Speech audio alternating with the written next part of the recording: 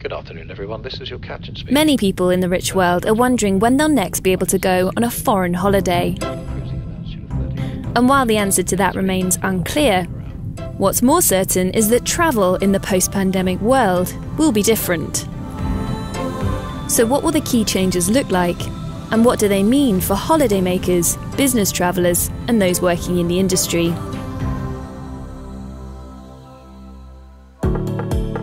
Monday afternoon on the beach. Sonia came to the Canary Islands for a short break last year and decided to stay. The pandemic has changed how many people think about travel and its relationship with their working lives. And Sonia is one of a growing number of travellers who are now mixing business and pleasure, thanks to the growing acceptability of remote working. Before, I was head of sales. I was basically all the time very busy. And when I first arrived, it was like for me perfect. Sonia is combining a prolonged holiday with working from La Palma, one of the smallest Canary Islands. We try to find the balance between working and also having a good time and enough time to breathe, travel, and see more about the nature. According to travel firm Expedia, 3/4 of Americans would like to combine work and a holiday.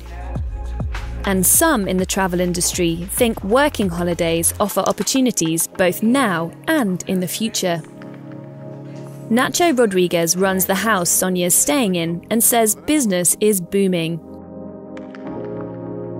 We've seen a humongous increase in demand. A lot of knowledge workers that were based in Dublin, in London, they decided to relocate and visit warmer places like the Canary Islands. The outlook is bleaker for those offering more traditional accommodations such as hotels and resorts. Tourism accounts for 40% of jobs on the islands. But the number of visitors in December was 81% lower than the year before. In the past few months, Nacho has helped hotel owners fill their empty rooms with remote workers.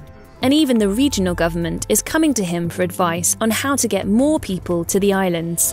Certainly the interest of the regional government has increased because traditional tourism weren't coming. Therefore, they had the urge to understand what other alternatives they could promote. But it remains to be seen whether the numbers of people combining work and a holiday will rise in the post-pandemic world. And for now, this is only an option open to a privileged minority. So it will take much more than an influx of digital nomads to restore visitors to pre-pandemic levels. The reason for this is that the devastation to international travel caused by COVID-19 is like nothing seen before. Prior to the pandemic, the number of international tourists had been rising fairly steadily for the past 30 years. But last year, the number of people travelling dropped to levels last seen in the 1980s. And one sector that is suffering as a result is air travel. When we had the 9/11 terrorist attacks or the global financial crisis, we didn't see air travel fall by more than 3% in a calendar year. Whereas last year it fell 66%. No one can say when or even if flying is going to recover.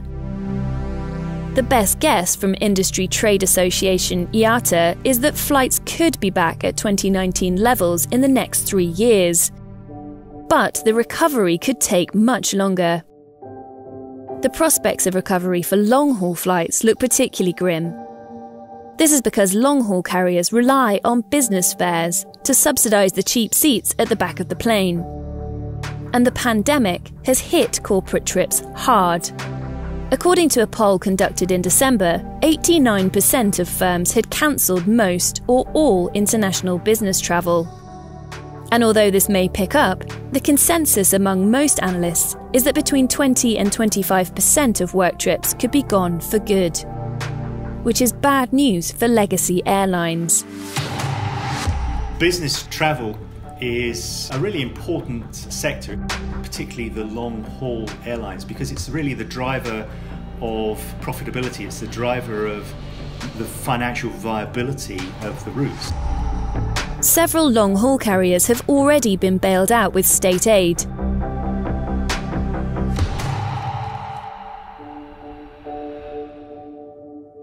But it's not clear what happens when the money needs to be repaid. So fares on some long-haul routes look set to rise, meaning fewer people will be able to afford exotic holidays. But the outlook for short-haul flights looks sunnier. The sector's set to make a quicker recovery. Many budget airlines are less reliant on business fares. Some, like Europe's largest airline, Ryanair, have used the pandemic to cut costs further, to keep their fares low. We've lowered our labour costs, we've lowered our aircraft costs, we're negotiating recovery discounts with a lot of our airports. And fuel is lower. I think it's the most exciting era in my 25 or 30 years in this business. But Michael O'Leary's predictions that planes and beaches in Europe could be busy as soon as this summer may be going too far, and have more to do with his famous salesman bravado. The company has just had to pull this advert for encouraging travellers to break COVID restrictions. So you could jab and go. And the emergence of new variants of the virus means travel in Europe and other parts of the world is currently getting harder, not easier, thanks to restrictions such as quarantines and border closures. The virus looks set to be a feature of life for years to come. And that makes one significant change to travel likely. You'll have to pack more than just your passport in future. Some in the industry believe travellers will have to carry proof of vaccination to leave the country. But these so-called vaccine passports are not without problems. The rate at which the world is being vaccinated varies, and some poorer countries will not get the jab for several years, meaning they could be effectively shut out of global travel. If you start requiring vaccination or vaccines as a prerequisite to travel, we believe that that's unfair and that's going to drive discrimination. And that's going to be impacting not only in travel, but in other areas. Another possibility is that you'll have to travel with a new app on your phone to prove your COVID status. A variety of digital health apps are currently being trialled that translate a negative COVID test into a QR code and allow travellers to prove they're COVID-free quickly and easily. Ladies and gentlemen, welcome to United Airlines Flight. And in time, they could become as central to travel as a passport. Like London.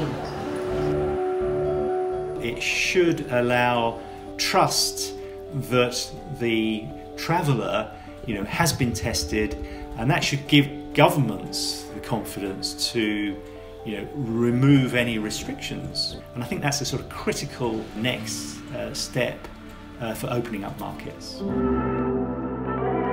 In the meantime, the drop in travellers is giving the tourism industry a rare chance for a reboot.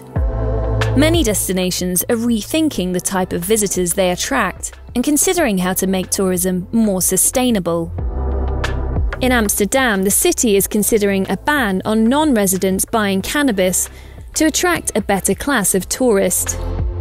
Machu Picchu in Peru is introducing new visitor limits, and Barcelona has run a campaign to encourage people to venture away from the old city. So the sustainability agenda is another one that has been accelerated, which is great. It's not only the governments, it's not only the private sector, it is also the traveler that needs to be more responsible. The traveler now needs to make sure that the impact of their trip is benefiting more the community. Back in the Canary Islands, Nacho is also thinking along these lines by encouraging visitors to some of the less well-known islands. Hi Sonia, how are you? How are things going? Very well, I'm very happy. Everybody's This is the first time he's hosted people on La Palma, and he hopes this interest in slower and more sustainable travel, rather than mass tourism and package holidays, will continue beyond the pandemic. We have to think that the Canary Islands receive almost 15 million tourists in 2019, so that's a lot of people, and that's actually in some way unsustainable. Could be considered that economic side of things. Most of those tour operators are based in the home countries, So the benefit of those people traveling to the Canaries not necessarily stays in the local community. Getting travel back on its feet is not just about holidays. It's a multi-billion-dollar industry and the backbone of the globalised world. Building back in the right way could mean both a more seamless experience for travellers and a more sustainable future for the industry that supports them. I'm Simon Wright, Industry Editor at The Economist. If you'd like to read my special report on the future of travel, please click the link and take a look at our film on green aviation. Thank you for watching.